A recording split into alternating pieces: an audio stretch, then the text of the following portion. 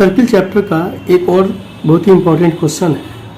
ये क्वेश्चन ये कहता है ना कि एक सर्किल है, ठीक है ना, जैसे कि ये यहाँ पे दिया हुआ है एक सर्किल, और ये सर्किल जो है ना चारों साइड से एक क्वाड्रिलेटर से घिरा हुआ है, सर्कमस्क्राइब किया। सर्कमस्क्राइब मीन्स सर्किल, गोला जो है ना सर्किल, क्वाड्रिलेटर सर्किल को सर्कमस्क्राइब कर रहा है, यानी कि चारों तरफ से उसको घेरा बनाए हुए है, ठीक है ना। अब हमको ये प्रूव करना है ना कि ये सर्किल है और इसके चारों साइड से चार side A B C B C C D और ए डी इस सर्किल को घेरे हुए हैं। तो हमको ये प्रूफ करना है क्या, A B plus C D ये लंबाई और फिर ये लंबाई, इन दोनों लंबाई को अगर प्लस करते हैं तो वो बराबर हो जाएगा A D plus B C के बराबर हो जाएगा, या D A plus B C के बराबर हो जाएगा। ये हमको प्रूफ करना है, ठीक है। सिंपल सा सॉल्यूशन है। इस चीज में थोड़ा सा ध्यान रखना है हमको, एक जो ना 10.2 का थ्योरम 10.2 को यूज करना है।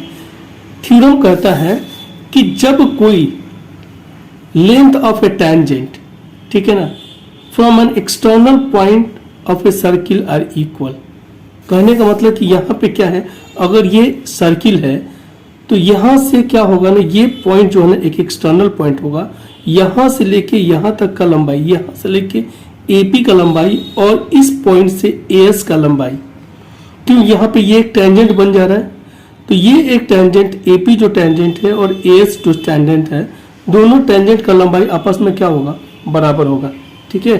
क्यों, क्योंकि थ्योरम ये कहता है length of A tangent drawn from an external point, किसी एक्सटर्नल पॉइंट से, किसी खास एक्सटर्नल पॉइंट से अगर टेंजेंट, किसी सर्किल पे टेंजेंट गिरता है ना, दो टेंजेंट हो तो दोनों टेंजेंट का लंबाई बराबर होता है। ये ऑलरेडी हम लोग पहले प्रूफ कर चुके हैं, ठीक है। अब यहाँ वैसे ही देखो, यहाँ पे क्या है, बी पॉइंट से भी BP और BQ की लंबाई बराबर हो जाएगी। क्यों, ये सर्किल है, सर्किल का ये दोनों क्या हो जाएगा, BP और BQ जो है ना वो टेंजेंट हो जाएगा, ठीक है ना। सिमिलरली ये C पॉइंट से भी वैसे ही हो जाएगा, C पॉइंट से CQ की लंबाई और CR की लंबाई आपस में बराबर हो जाएगी। क्यों, ये एक्सटर्नल पॉइंट है और ये दोनों टेंजेंट हो जाएगा। फिर सिमिलरली D पॉइंट से DR की लंबाई और DS की लंबाई बराबर हो जाएगा। तो अब देखो इसको लिखने का तरीका क्या है। पहला चीज गिवन, गिवन में क्या है, अ सर्किल विथ सेंटर O, ठीक है ना, एक सर्किल जिसका सेंटर क्या है, O है, लिया जाता है, that is given. And the second thing that is given is the circle is circumscribed by the four side, AB BC CD और AD के द्वारा ना ये चार साइड है ना, चारों साइड से घिरा हुआ है, ठीक है ना।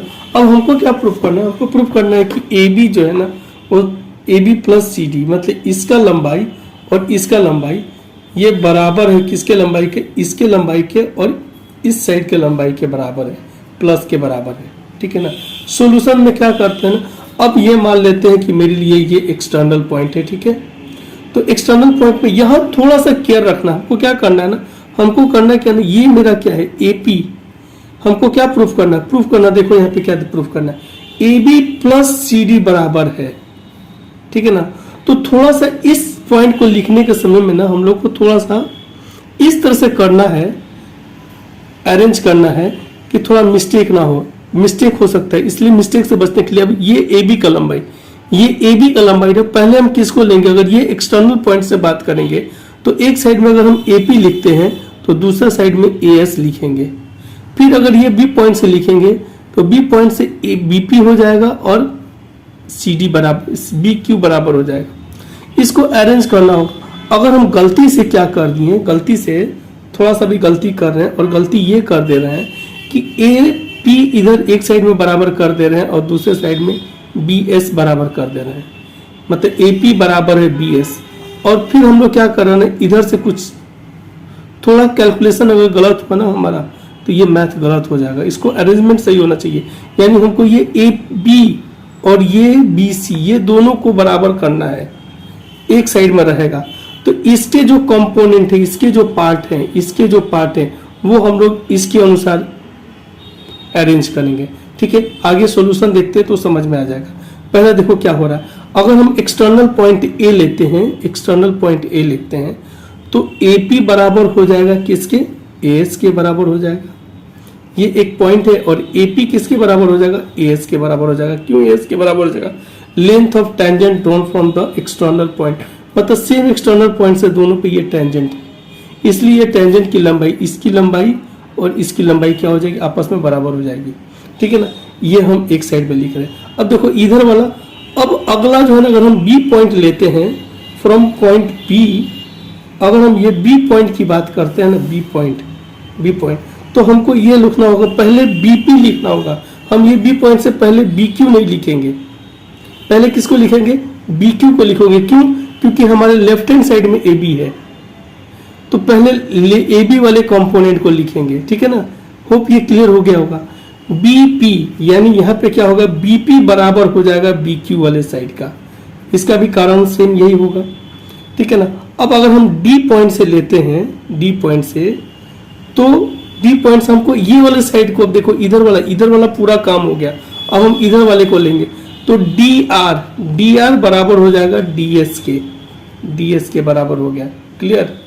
और सिमिलरली अगर हम ये C पॉइंट लेते हैं, तो पहले CR बराबर हो जाएगा CQ के।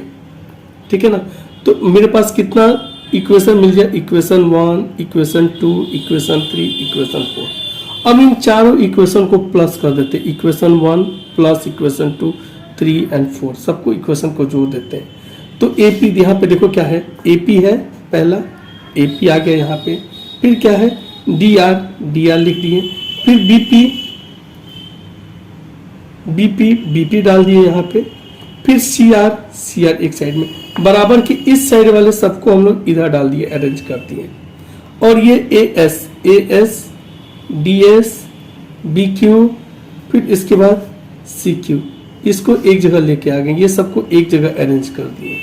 अब इसको जो जोड़ते हैं, तो AP और DR कितने के बराबर हो जाएगा, AP और BP, यहाँ पे देखो AP और BP, यहाँ पे BP है, इसको एक जगह लेके आ रहे हैं, तो AP और BP कितने के बराबर हो जा रहा है, AP और BP मिलके AB के बराबर हो जाएगा। सिमिलरली DR और CR किसके बराबर होगा, CD के बराबर हो जाएगा। और इधर देखते हैं तो AS और DS किसके बराबर हो जाएगा, AD के बराबर हो जाएगा। ये रहा DA या AD। और फिर क्या हो जाएगा, यहाँ पे देखते हैं BQ और CQ किसके बराबर हो जाएगा, तो BQ और CQ किसके बराबर हो जाएगा, ये BC के बराबर हो जाएगा, पूरा यहाँ से यहाँ तक के लंबाई के बराबर हो जाएगा। और इस तरह से AB plus CD is equal to DA plus BC, hence proved.